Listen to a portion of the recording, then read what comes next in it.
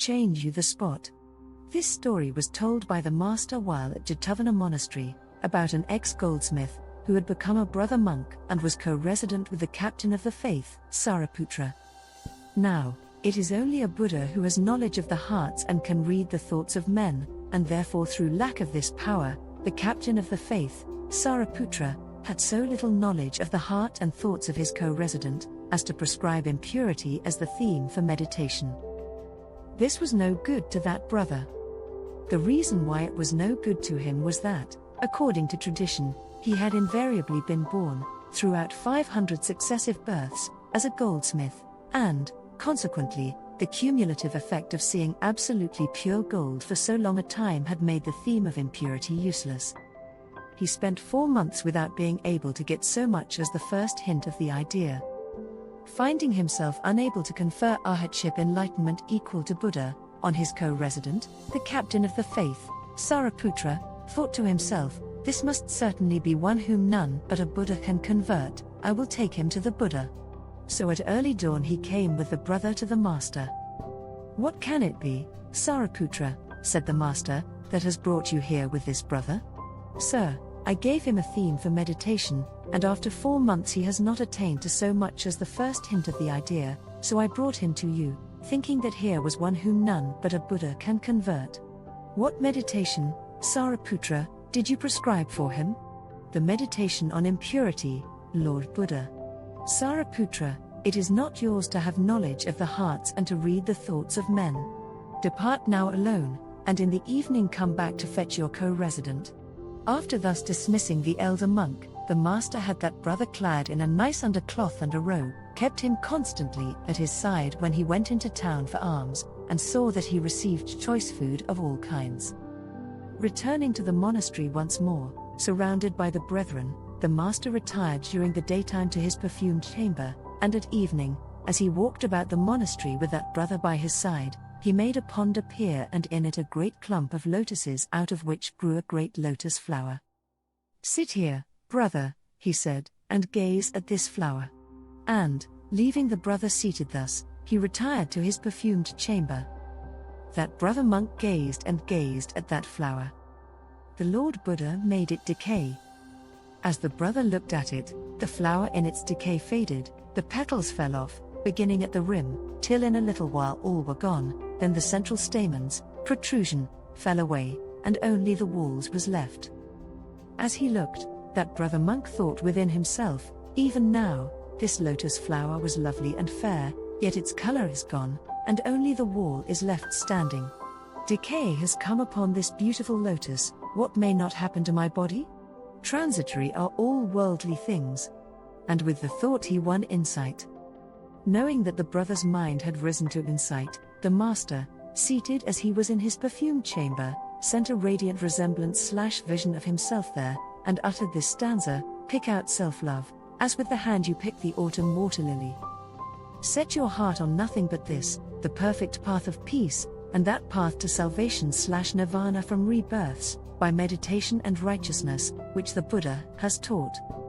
At the close of this stanza, that brother won arhatship enlightenment equal to Buddha. At the thought that he would never be born again, never be troubled with existence in any shape hereafter, he burst into a heartfelt utterance beginning with these stanzas: "He who has lived his life, whose thought is ripe, he who, from all defilements purged and free, wears his last body, he whose life is pure, whose subject senses own him sovereign lord, he, like the moon that wins her way at last from Rahu evil's jaws, has won supreme release. The foulness which enveloped me, which caused delusions utter darkness, I dispelled, as, tricked with 1,000 rays, the beaming sun illumines heaven with a flood of light." After this and renewed utterances of joy, he went to the Lord Buddha and saluted him.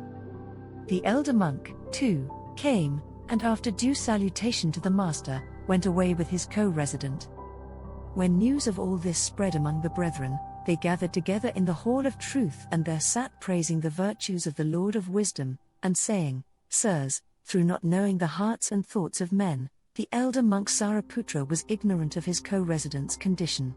But the master knew, and in a single day gave him arhatship enlightenment equal to Buddha, together with perfected scholarship. Oh, How great are the marvelous powers of a Buddha! Entering and taking the seat set ready for him, the master asked, saying, "What is the theme of your discourse here in gathering, brethren?" "Nothing else, Lord Buddha, than this, that you alone had knowledge of the heart, and could read the thoughts of the co-resident of the captain of the faith, Sariputra. This is no marvel, brethren, that I, as Buddha, should now know that brother's condition. Even in past days I knew it equally well." And, so saying, he told this story of the past. Once upon a time Brahmadatta was reigning in Benares. In those days the Bodhisattva used to be the king's director in things worldly and spiritual. At this time folk had washed another horse, a sorry beast, at the bathing place of the king's state horse.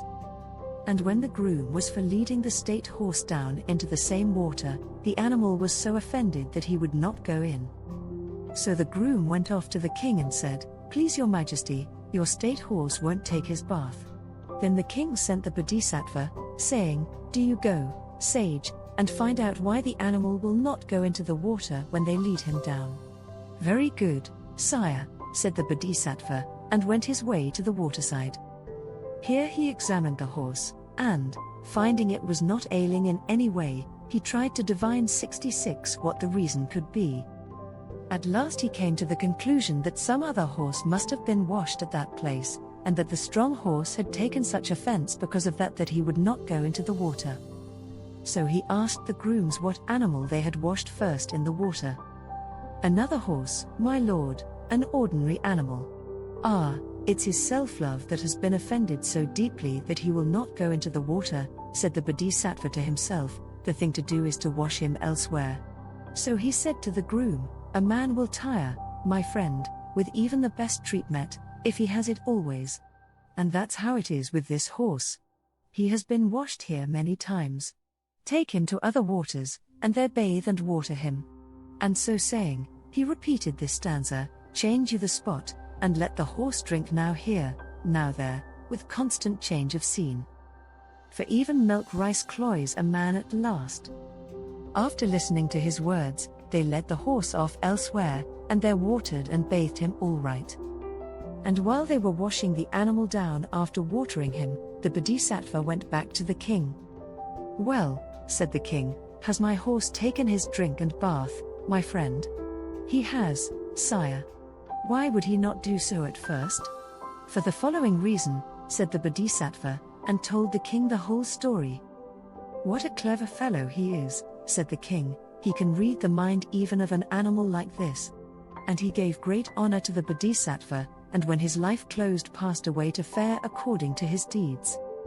The Bodhisattva also passed away to fare also according to his deeds.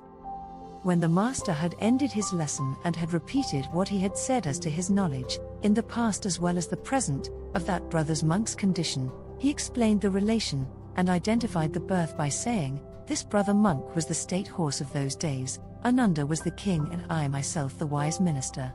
If you enjoyed this video, don't forget to like, share, and subscribe to our channel for more content that inspires and uplifts. And remember, these stories are meant to be shared, because wisdom grows when it's passed on.